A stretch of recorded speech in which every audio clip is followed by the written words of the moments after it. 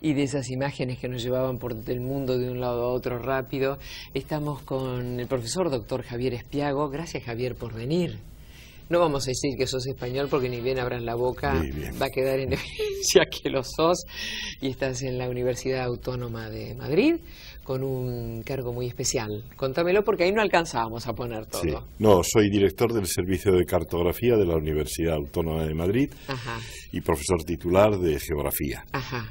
Donde imparto asignaturas, entre ellas cartografía. Cartografía. Sí. Estos planos, esto que estábamos viendo recién, es muy para la gente que no conocemos como nosotros, como en mi caso, por ejemplo. No, es para conocer. Para conocer. Pero no es una información profesionalizada, no. No, es para, como decíamos antes, dirigido al gran público. Aquí hay varios software, en lo que has mostrado antes.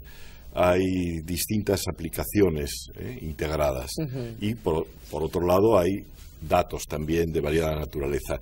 Estos últimos avances de Google Maps utilizan un software que se llama SpeedTree, árboles rápidos, por así decirlo, ¿no? De construcción, que es lo que da esa visión 3D.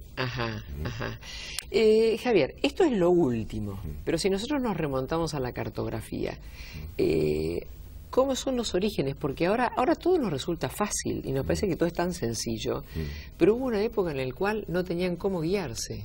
Sí, entonces era mucho más difícil la obtención de mapas o de información geográfica en general, ¿no?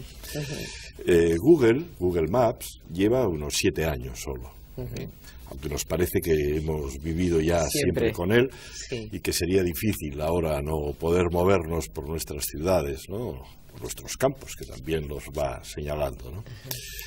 Y todo tiene un origen muy, muy antiguo. O sea, la cartografía es una de las disciplinas científicas más antiguas, una de las que alcanza una entidad formalizada, un cuerpo disciplinar e incluso un instrumental mucho más antiguo, ya en los siglos. Su origen se vincula estrechísimamente con la astronomía. Y al principio no sabríamos diferenciar bien lo que era astronómico de lo que era cartográfico. El término geografía, o sea, geografía, descripción gráfica de la Tierra, lo que hoy llamamos cartografía.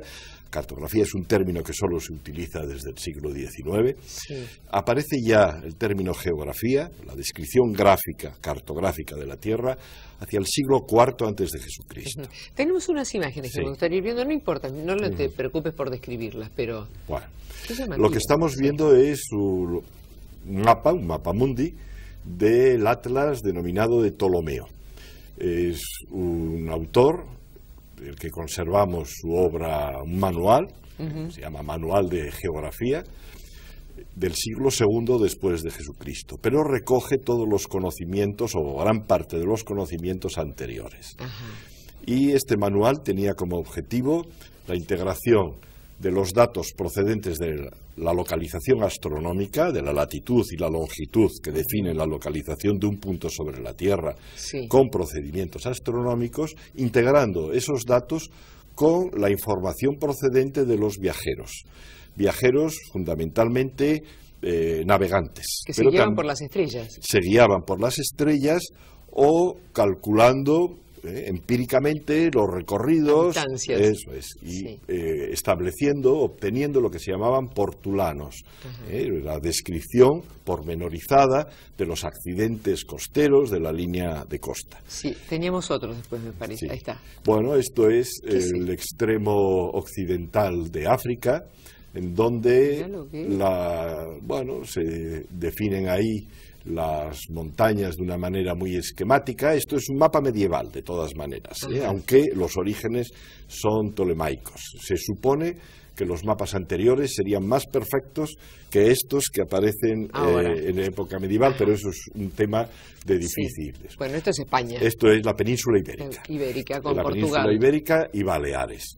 Precisamente Baleares es uno de los centros, Mallorca, la isla de Mallorca. Espera que me pongo de pie. Sí, es uno de los centros de mayor producción de esas cartas portulanas medievales, donde alcanza la cartografía un detalle y una precisión que no se alcanzan en otros ámbitos. La cartografía hasta época muy reciente, es sobre todo una actividad europea. Lo siento, pero es así. Sí. Otros ámbitos culturales no alcanzan la elaboración cartográfica que se alcanza en Europa. El rigor, la precisión, el control en la producción de cartografía.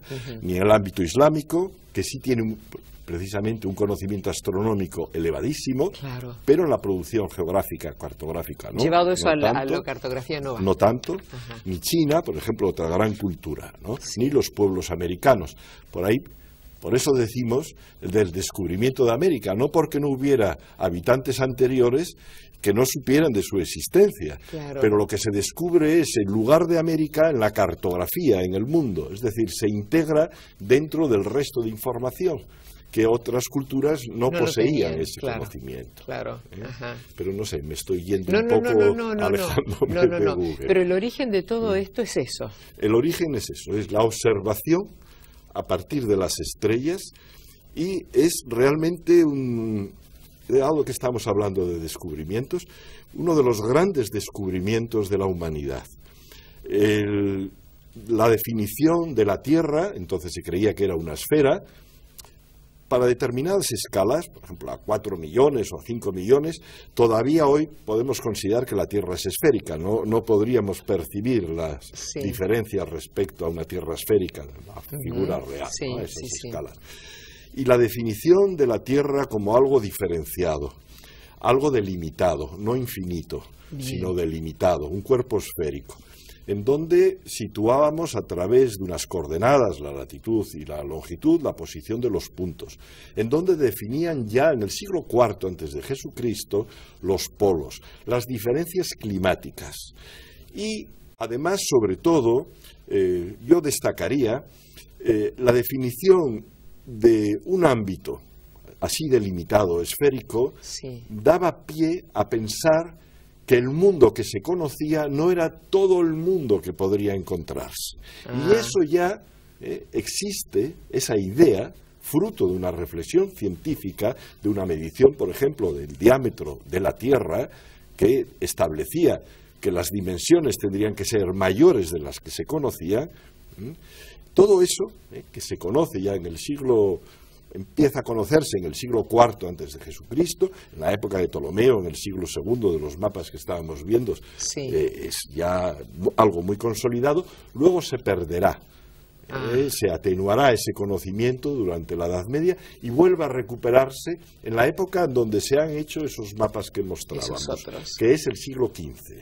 En la Florencia, en la península ibérica, en esos centros náuticos como Mallorca o Venecia, en el siglo XV, se vuelve a recuperar esos conocimientos clásicos, del mundo clásico, que habían tenido también una base anterior en el mundo babilónico o en el mundo egipcio.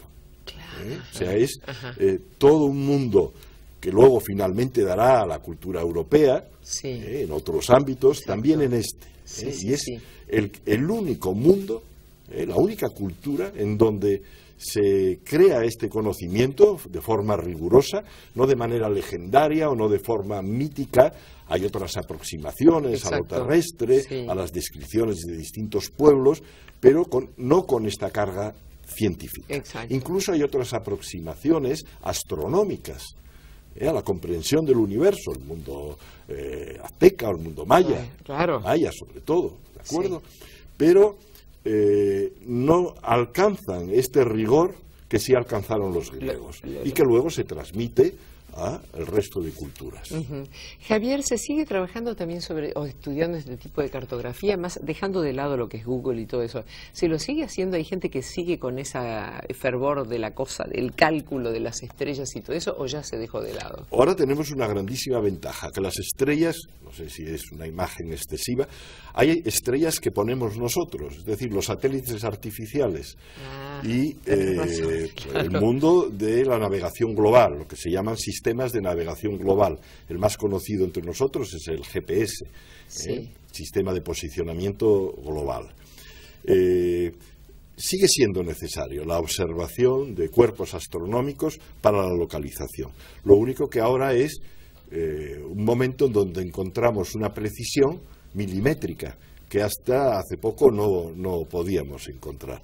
Pero el mundo de la cartografía sigue siendo apasionante, sigue siendo algo que vincula mundos muy, muy diferentes y sobre todo, yo de lo que destacaría es, lo podemos ver también en Google, una herramienta poderosísima que nos permite conocer mejor nuestro planeta y por lo tanto conservarlo, salvarlo. Es una herramienta y cuidarlo. No solo para navegar, no solo para encontrar un restaurante o una dirección postal, sino que nos está proporcionando una información que nos permitirá, insisto mucho en eso, conocer mejor nuestro planeta. Gracias por venir. No sabés el alegrón que me da tenerte en este programa y más cerrándolo. Muchas gracias a ti. Nos vamos a quedar comiendo esa rosca de Pascua con nueces, que es lo que nos han mandado de lo de Eileen Schmidt para hoy, en estas Pascuas. Este es un regalo que te hace Rosario Vinos del Canarí de Avaritza. Muchísimas gracias. Han sugerido brindar, y no podía ser mejor, con este Freixenet que es argentino, es puro Pinot Noir de los viñedos que ya tiene acá. Nos vamos a quedar escuchando a Bocelli y muy felices Pascuas. Felices Pascuas. Gracias.